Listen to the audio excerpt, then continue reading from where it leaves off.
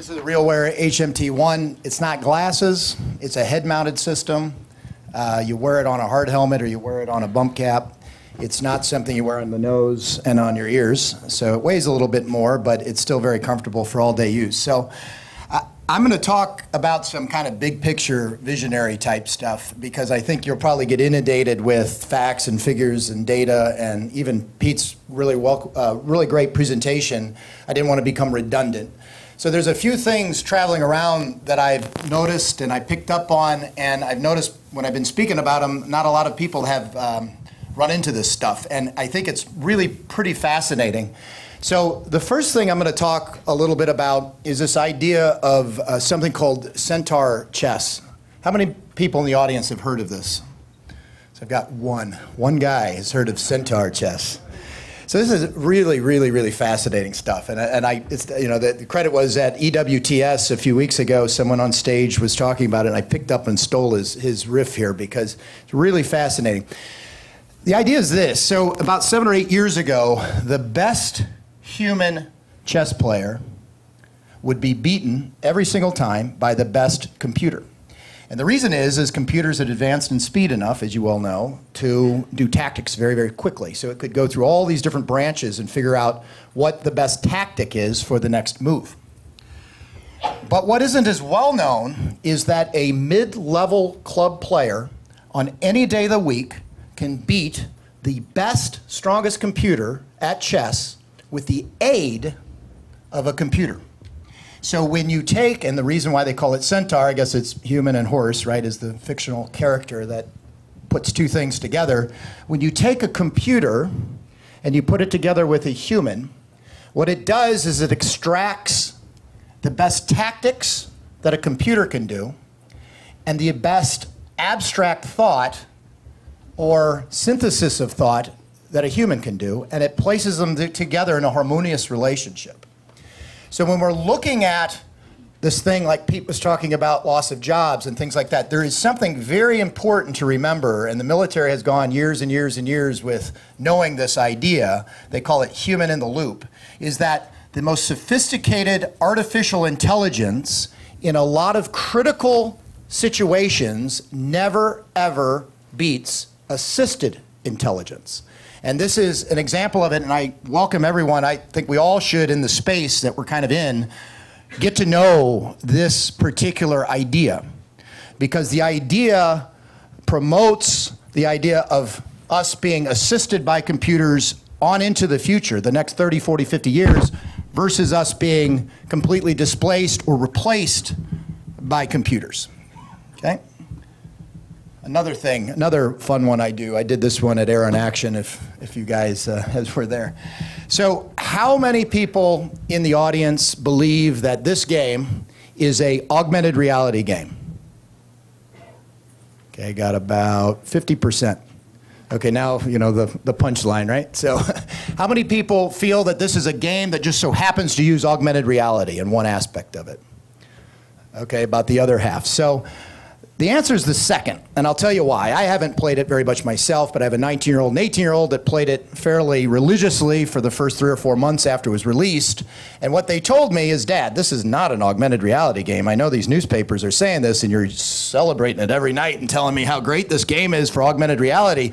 But it's not an augmented reality game because as soon as you get to playing it, the first thing you do is you turn off the augmented reality because it's harder to catch the Pokemon, and it drains your battery so quickly that no one uses it when they're actually going out and playing. So the key, though, isn't sort of like a lecture against augmented reality. It's the idea that John, when he built this game, built a game, an explorer game, a game that leveraged the brand of Pokemon and did all these great Pokemon, or my kids get on me how I pronounce that, but he added augmented reality where it made sense, okay? And so we're here to talk about enterprise or industrial application of augmented reality, and where the application of augmented reality makes sense is where we should apply it.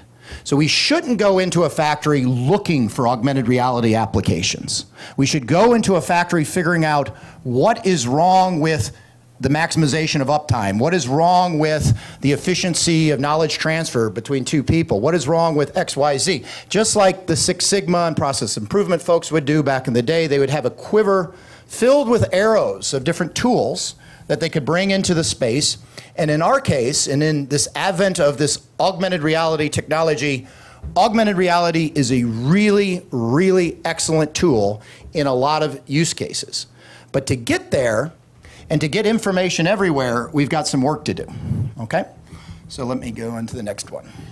So today, Pete is like the great setup guy because I could just refer back to all his charts. So you saw the chart with the Internet of Things software companies. You had PTC and General Electric and all these other folks that are clamoring and spending billions of dollars on software to predict machine failures, to anticipate these things, to advise what type of procedures or how you should run the machine in order to maximize that lifetime. And all of this is related to this productivity of things. So when you look at the Internet of Things, the industrial Internet of Things today, this is what you see. You see, again, a very federated system that's stuffed with different control room screens and computers and things like that. And yet, in most industries, this is the way that the people that can affect those machines are being communicated with. So there is a tiny little hole of information that we're transmitting or trying to transmit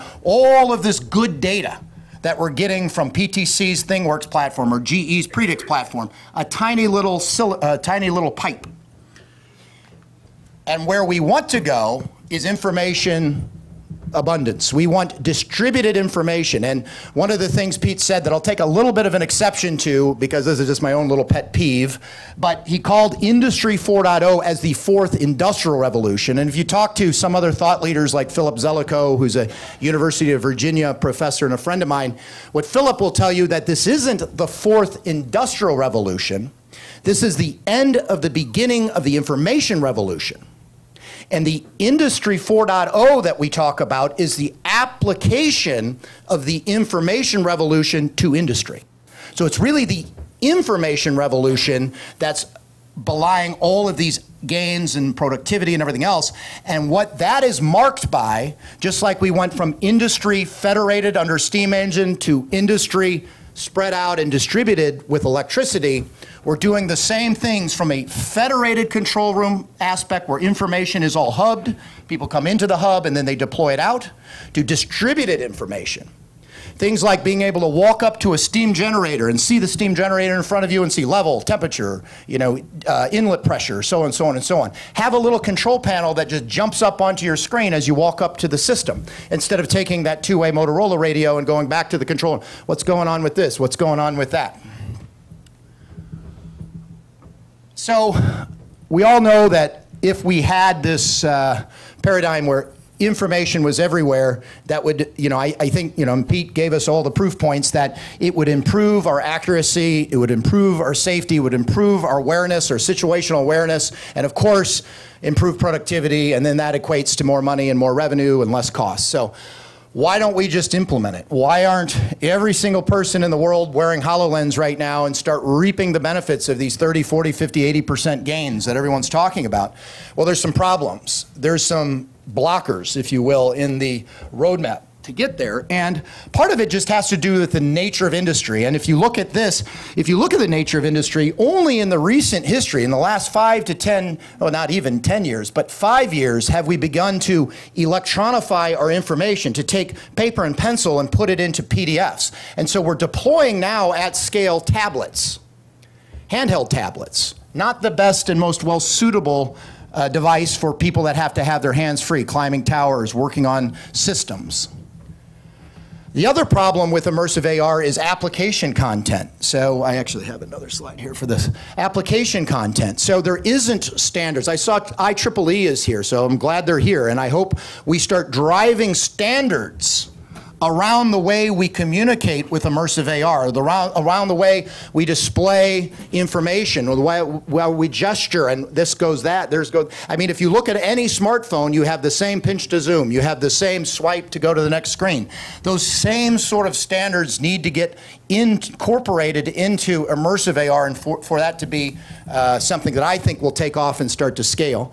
The fragility of equipment, and then the need for just in general folks to be able to use existing personal protective equipment, glasses, gloves, things like that within the workforce. So all these extra out and around the edges that don't have anything to do with technology, but do have everything to do with being able to scale technology in the field. So some of the issues that we talk about that are problematic or blockers, and I don't mean this to be a disparagement, and in fact, a lot of these same issues that I point out here on this slide are issues that should be embraced by the manufacturers of smart glasses, immersive smart glasses and technology, for the reason of that I'm just stating. If they want to scale and want to face the scale music, if you will, then they should be looking towards beating down these different 5 factors. 1, ambient light reduction. So ambient light, a lot of these you see sunglasses across the front. It's because contrast ratio is low. You're trying to read a PDF. It's tough to do in an outdoor setting unless you shade the incoming light, or these spotlights on me right now would be hard to read a PDF through without some sort of a sun visor or something like that. Reduction in peripheral vision. So this is a big problem. The occlusion of vision is not safe, okay? If you're blocking your vision, something in your way, this can be instantly vetoed by an insurance company, by the OSHA representative. It can just be instantly vetoed. So when you're selecting a device to deploy in what environment you're deploying it in, you should be thinking very, very strongly about whether you're occluding vision or not. The safety form factor, I talked about that. Virtual image focus, we've got folks like Magic Leap working on arbitrary focal views, but right now you still have eye strain at times when you're changing your focus from one to another, and then the software disruption, which I talked about in the previous slide. So 2 fundamental edicts that we should be looking at, and these are basic sort of requirements that you look at in any system that you're building for the DoD or for the government or any complex satellite system. You look at suitability and capability. Suitability for the project or for the program, and then in my case, in RealWear's case, I'm looking at scalability. I'm particularly focused on scalability and trying to make a system scalable, a head-mounted wearable computer scalable in industry today, because without that, we're going to hit a wall, and we're going to keep trying to get there until a company can be profitable and successful on a wearable computer system. And of course, this is it. So this is the baby. So this is what's called the head-mounted tablet 1. It's a fully functional Android tablet. You see it there, not clipped to a hard helmet. Here it is clipped to a hard helmet, standard MSA V-Guard. It is rugged, waterproof, dustproof. It works on an Android 6.0 operating system, so when you take a gesture application over to a voice-driven application, it's a drag and drop process that automates the actual voicification. And so for everything you see, I believe that this is something that's truly today scalable and will allow us to evolve to an immersive system when some of those other factors, those 5 factors I talked about earlier, are resolved and we get over those humps. So, okay, that's all I have. Thank you very much. Any questions, I guess, if I have any time left? Yeah, let's, thanks, Andy, first of all. So hopefully you guys have been using the Slido application or going to slido.com. Let's see if Andy has questions for him. No? Okay, good. All right, Thank you very much.